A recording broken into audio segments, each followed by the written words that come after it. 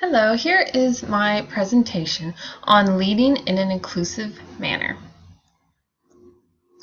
Part 1 of this assignment was to find two articles that described inclusive leadership and diversity and summarize them.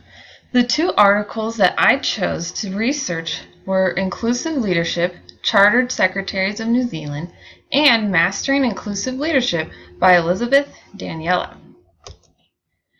In Article 1, Inclusive Leadership, this article described the New Zealand Productivity Commission, who listed a number of factors that were related to organizations attaining great productivity in different countries.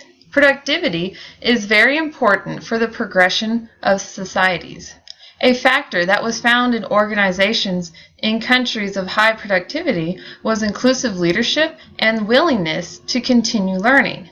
Peter Senge said that a learning organization is a place where people are continually discovering how to create the reality and how they can change it. Leaders and workers must be willing to share and learn new ideas that can help their organizations advance. Promoting the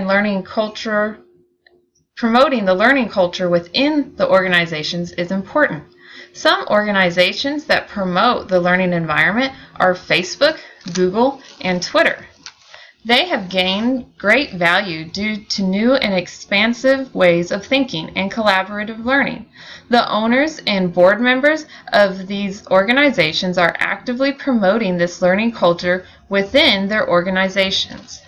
The workers collaborate together and encourage new ideas. Article 1 also describes inclusive leadership.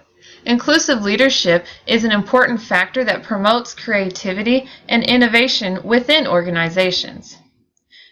Then it also described some characteristics of an inclusive leader. An inclusive leader creates a positive atmosphere and keeps people engaged. They value each member of their organization. When someone feels valued, they gain more confidence and enjoy their work. An inclusive leader respects and connects with the members of the organization.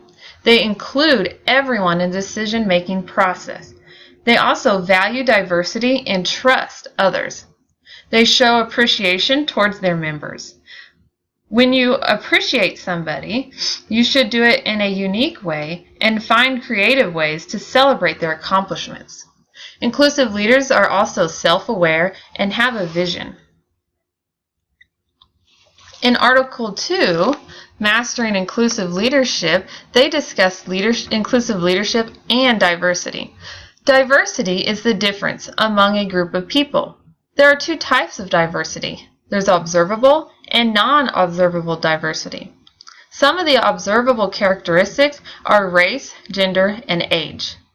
Non-observable characteristics of diversity is how a person thinks, what their interests are, and where they grew up. Diversity is not just based on race and gender. Everyone is different. If people collaborate with others, they can learn many new things. We don't know what we don't know. So to be open to one another who are different will help you learn new ideas and become more creative. In this slide, I have a diagram of the 4 layers of diversity. This diagram was created by Marilyn Lawden. She is the leader in managing change to support diversity in the workforce. This diagram shows the 4 different layers of diversity. So the first layer describes the differences in personalities.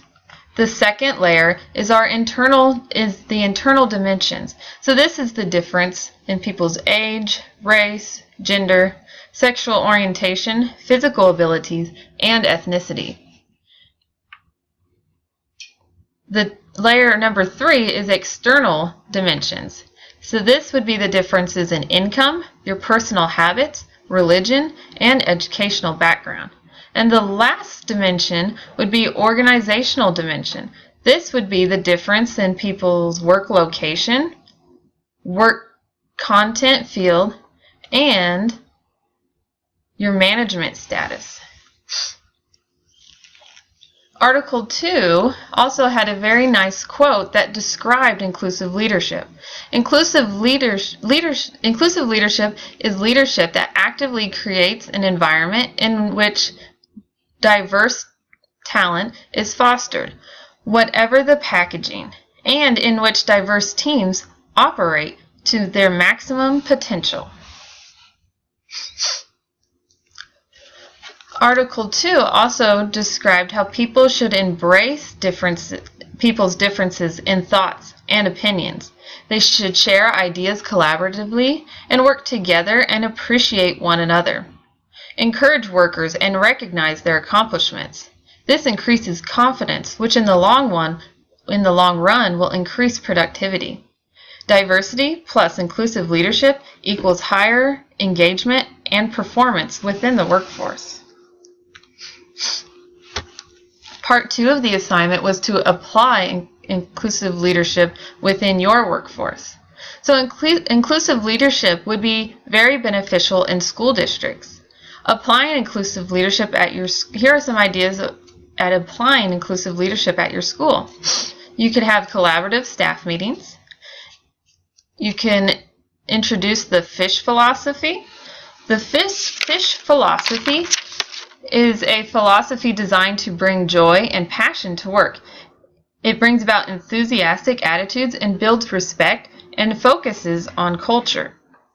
Some of the examples are having fun, making people's day, being there for your staff members, and choosing your attitude. Some other ways you can apply inclusive leadership at your school would be to actively listen to members of your organization and work staff, to agree to disagree, and to challenge each other respectfully. When you challenge one another, you will strengthen them and come up with better ideas, but you must do this in a respectful manner and still value them. Another way administration can apply inclusive leadership is through Teacher of the Month, which would be a specific recognition for appreciating teachers and their hard work. The third part of this assignment was to identify some challenges in applying inclusive leadership. So it can be challenging to find leaders that fully consume inclusive leadership. Ineffective leaders can bring down the most talented and energetic work environment. Leaders with just a singular cultural perspective have a hard time valuing diversity. Being accepting of everyone can be difficult for some people, and it can be difficult to enforce anti-bullying policies within your workforce. It can also be hard to keep everyone on board. If a leader starts to slack and has a just enough attitude, they are not encouraging and influencing others. This can impact everyone in a negative way. To end my presentation, I found a quote from President FDR that says, "We are trying to construct a more inclusive society. We are going to make a country in which no one is left out." When everyone feels included and part of the team, it becomes a stronger organization. And then here is my biography slide. Thank you.